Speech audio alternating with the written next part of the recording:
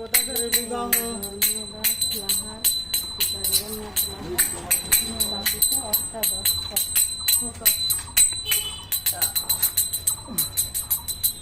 লাহাবাবুদের মন্দির, লাহাবাবুদের বাড়ি, জমিদার যেখানে ছিল এখানকার গ্রাম থেকে ক্ষুদিরাম চট্টোপাধ্যায়ের ওই যে ইয়ের বাবা, গদাধরের বাবা ওই ইয়ে থেকে এলেন, ওদের যে গ্রাম সেই গ্রাম থেকে,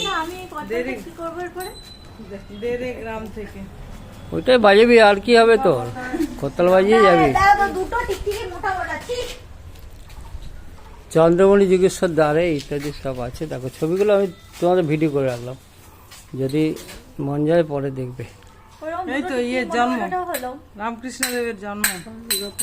হ্যাঁ, ধর্মদাস লাহা হচ্ছে, শোনো, লাহা মানে হচ্ছে ধর্মদাস লাহা। ধর্মদাস লাহার তোমার ইয়ে ছিল, মানে সবচেয়ে বড় জমিদার ছিল। আর জমিদার বাড়িতে না হলে তো বড় লোক। এই যে গদাধরের বিয়ে, রামকৃষ্ণের সঙ্গে এর বিয়ে, আমাদের বিয়ে হচ্ছে। লাহাবাবুদের গয়না ফেরত দিচ্ছে,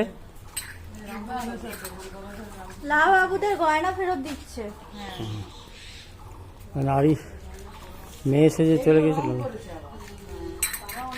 এটা রাসলীলা। এখানে কংস বধ হচ্ছে। কংস বধ করার পর এখানে আবার পাইনদের শিব, শিবসাজি শিবরাত্রি করে শিববারে স্থির তনু আসন। এগুলো আমরা ওই গত বছরই এসেছিলাম।